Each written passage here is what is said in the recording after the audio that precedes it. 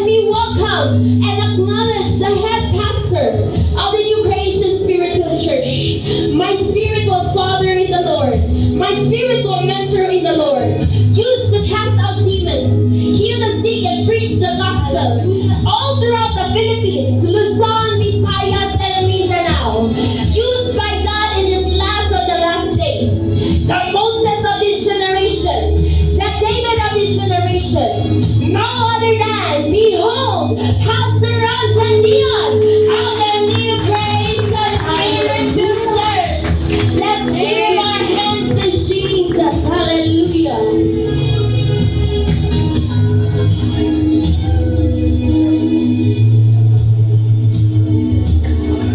Amen. Praise God. Hallelujah. Maayong gabi sa tanan. Amen. Maayong gabi. Hallelujah. So, Amen. di lang magdugay. Hallelujah. So, ang title sa akong topic karon is aron kita makalahutay pagpangalagad sa Dios. Atong itutok atong mata kang Hesus. Amen. Daghan ng alagad nga wa milhutay. Daghan ng sugod nga wa nakahuman. Amen. Daghan na dasig ginawa na nadasig karon. Daghan nagkalayo sa una nga nagkalayo na pud sa Ginoo karon.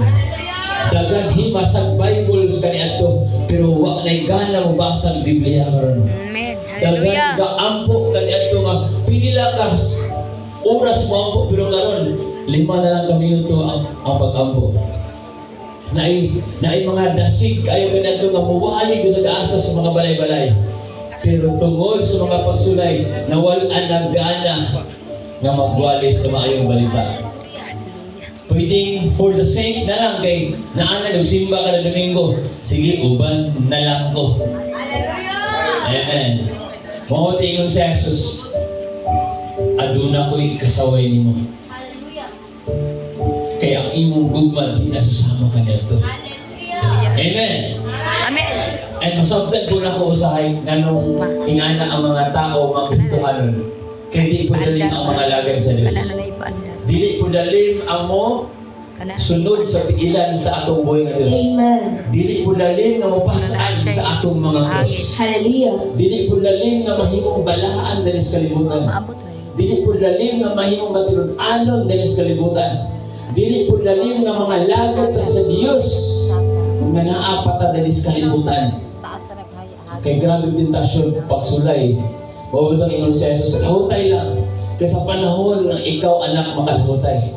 Sa panahon nga ikaw makalahutay, akong bahiran ang imong mga luha. Amen. Hallelujah. Sa panahon nga ikaw makalahutay, ligon lang anak. Kaya wa na'y kasakit dito sa langit. Praise the Lord. Hallelujah. Kaya sa may mga gagawin kasakit tungod sa pangalagad sa Ginoo. Nakakadinig karon, I salute you. Si ate, nakita mo si ate? Amen. Because that's the presence of Jesus. Now, ayaw pagsugot nga mahilayo ka sa presensya sa Diyos. Ayaw pagsugot nga lagad ka sa Ginoo din milayo lang yapon ka sa Ginoo. Ayaw pagsugot. Ayaw pagbiya kang Jesus. Amen. Sikreto aron dili ka makabiya ni Jesus. Sikreto aron di ka malunod sa pagsulay sa kalibutan. Amen. Itutok ang imong mata kang Jesus. Amen. Hallelujah. Kaya sa panahon nga si Pedro misugod og lakaw og sunod kang Jesus.